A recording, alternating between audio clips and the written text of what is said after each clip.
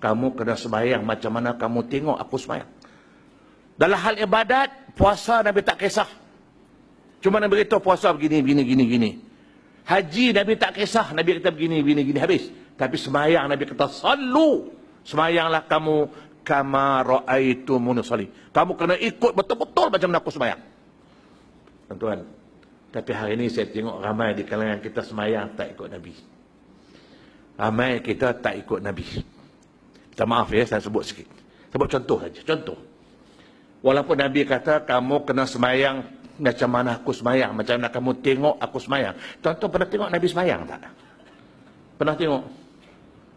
Pernah tengok Nabi sembahyang? Nabi pernah mari masjid dan sembahyang jadi imam sini? Mana ada. Habis tengok macam mana? Tengok hadis dia, tak payah tengok fizikal dia. Ulama-ulama, para sahabat menceritakan, menukilkan macam mana Nabi buat. Contoh pertama, saya buat sikit dia. Hadis diriwayatkan oleh 5 imam kecuali Ibn Majah. Yang diriwayatkan daripada Abu Hurairah. Annahu qala, kata Abu Hurairah, kana Rasulullah sallallahu alaihi wasallam idza kabbara rafa'a yadayhi khazwa mankibayhi wa kadzalika yaf'alu 'inda ar-ruku'i wa 'inda al-i'tidali. Sadaqah Rasulullah. Habis. Kata Abu Hurairah, Rasulullah bila dia sembahyang, pas ada takbir, rafa'a yadayhi, dia angkat tangan, khazwu mankibai, setentang telinga, tapak tangan ke hadapan. Itu yang Nabi buat. Itu Abu Hurairah kata. Orang yang seringkali ikut Nabi sembahyang.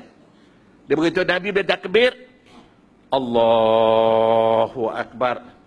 Dia pegang pergelangan tangan kanan pegang tangan kiri, telunjuk diluruskan, dia letak antara perut dengan pusat. Itu yang Nabi buat. Kita buat? Yang kita buat. Kita bila sembahyang, yang pergi tutup telinga tu pasal apa? Dia, saya tengok ramai ni, semua bila nak, Allah. Yang tutup telinga tu pasal apa? Sembahyang ni surrender, angkat tangan ni surrender. Surrender pasal apa? Serah diri pada Allah. Ini surrender, bukan begini. Cuma Nabi kata khalaful Yahuda wan Nasara. Orang Yahudi bila surrender, dia begini, bukan begini, dia sebegini. Maka Nabi kata jangan ikut dia, turunkan. Turun sampai sentan dengan telinga. Tapi kita, kebanyakan kita semua macam ni. Ikut siapa? Ikut siapa? Ikut suka. Ikut suka. Dia tak tahukah, orang tak bagi tahukah, tak nak ambil tahu, Allahu alam. Lepas tu dia kata apa lagi? Wa kadzalika yaf'alu. Sama Nabi buat. Indar ruku'i wa indal i'tidal. Masa dia nak rukuk, masa dia nak i'tidal. Ulama ambil hadis ini, masuk kitab fiqh, angkat tangan pada 3 tempat. Takbiratul ihram, rukuk dan i'tidal. Imam Syafi'i tambah lagi satu.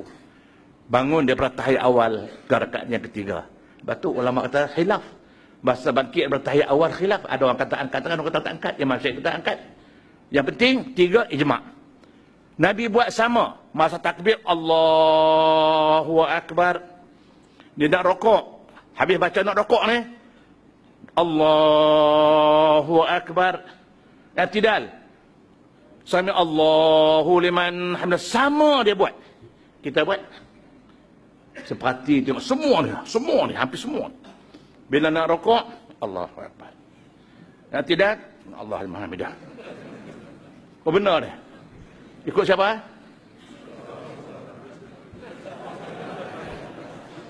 Ikut suka. Inilah tuan-tuan, inilah. Ulama fiqh. Dia kata apa? Alah Ustaz, itu sunat aja. Betul lah. Dalam sembahyang ni ada rukun, ada yang sunat. Angkat tangan ni apa hukum? Sunat. Orang fiqh kata, alah Ustaz, sunat saja. Ini bukan soal sunat. Nabi kata, ikut aku. Satu, yang kedua kata ulama tasawuf, dia tak cakap pasal hukum. Dia tak cakap panjang sikit, minta maaf dengan izin saudara pengungsi. Ulama tasawuf, dia tak cakap macam orang fiqh. Orang fiqh bila cakap hukum. Sunat ke wajib, rukun ke sunat, rukun sunat, itu fiqh. Tapi ulama tasawuf, dia kata, apa kelebihan angkat tangan? Apa kelebihan?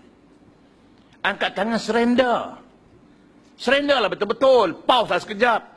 Allahu Akbar. I'tidal. Sami Allahu liman hamidah. Rabbana walakal hamd. Tak boleh kan? Surrender. Ini kita boleh i'tidal. Allah al-Mahamidah. Surrender apa gitu? Kalau tembak mampu habis.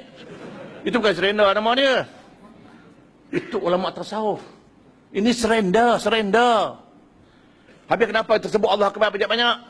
Sebab sembahyang nak menghilang rasa ego dan besar diri. Kita gunakan Allahu Akbar. Makna dia Allah yang maha besar. Nak rokok Allahu Akbar. Nak sujud Allahu Akbar. Bangun sujud Allahu Akbar. Allah maha besar. Allah maha besar. Aku siapa? Sebab tu jangan takbur dalam sembahyang. Dalam sembahyang besar diri tak ada. Letak pahaman kita Allah satu maha besar. Sebut elok-elok Allahu Akbar. Dalam rokok sujud kita tasbih mensucikan Allah. Baca elok-elok. Ulama fiqh ta'ala sunat. Saya tak baca tak apa.